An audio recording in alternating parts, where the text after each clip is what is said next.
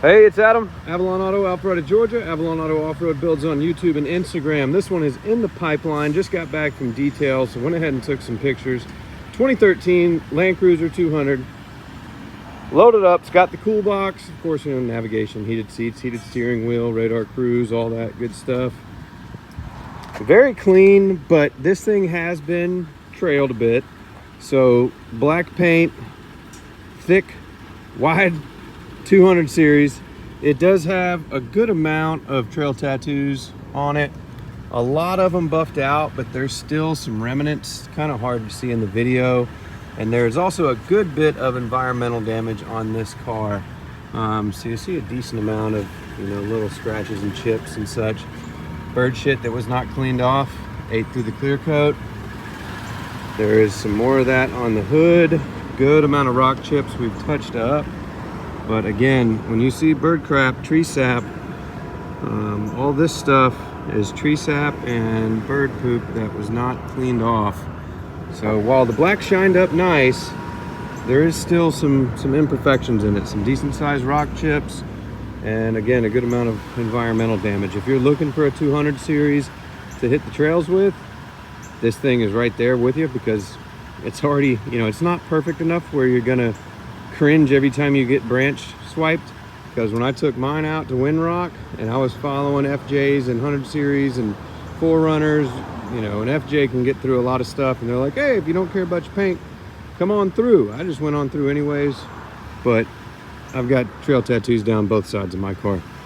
This one's got the rival front bumper. This thing has one, I think it was listed as either a minor or a moderate front accident a few years ago.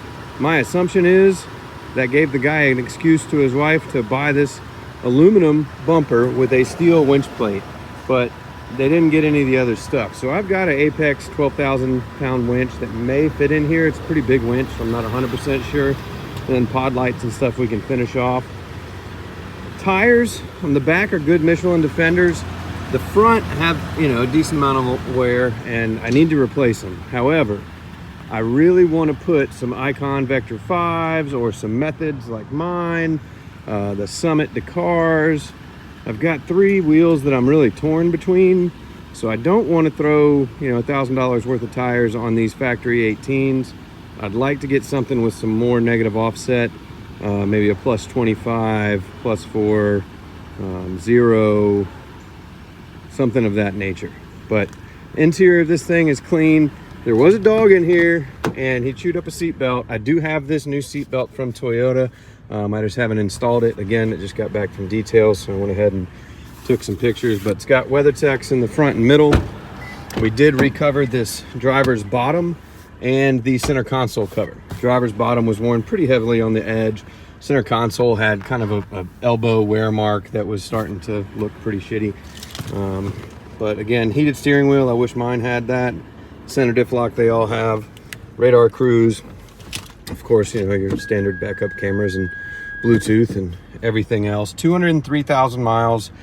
Doesn't worry me with this 5.7. Mine's got 177, and I'm going to keep rocking it and, well through the 200s and 300s. Does have all the factory manuals. Again, does have the cool box like the LX. Honestly, didn't even know these Land Cruisers had an option to get a cool box, but it's cool. So crawl control, multi-terrain select, heated and air-conditioned seat, or ventilated seats rather. It does come with 2 keys. We did get a second key made for it. We did do a pretty strong detail on this thing. Still has some coffee staining and whatnot that didn't make it all the way out. Does have the rear TV as well. This thing does have, it's no rust, but it does have some dirt up in the undercarriage that could be cleaned off better. The bottom side is clean. Once you really look up, it's got some buildup, but again, that's just Georgia red clay. This thing actually came out of South Carolina for the first half of its life, and then Alabama, which has the same red clay that we do here in Georgia.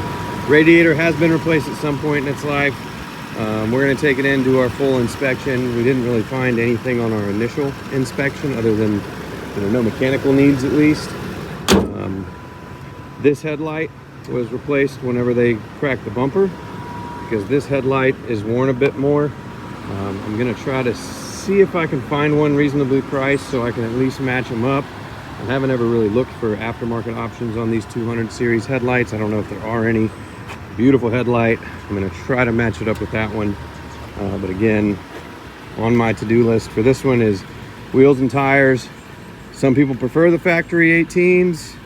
I can put some tires on these factory 18s, definitely step up the tire size. But, you know, I think it would look really sweet with some Icon Vector 5s, with some 34s, like a 285, 75, 17. I've got 35s on mine, but this still does have factory suspension, so it's not something I'm gonna, you know, go through lifting. I'd like to, but I paid probably a little too much for this. So I'm trying to kind of stop the bleeding, if you will. But really nice truck, super clean interior, drives great. You know, outside of the front tires being well due for replacement, this thing doesn't need anything mechanically. You know, brakes feel good, everything else. You know, I'd like to do this same zero offset, give it some poke, keep the rocks and everything away from the body on this, but then it's not going to stuff up into the wheel wells. I've wheeled mine a decent amount, and you know, you'll hit your fenders every now and again, but for the most part, I'd rather the wheel scrub than the body scrub, the tire scrub than the body scrub. But I could replicate this same thing if somebody wants it. But sweet 2013 200 series Land Cruiser.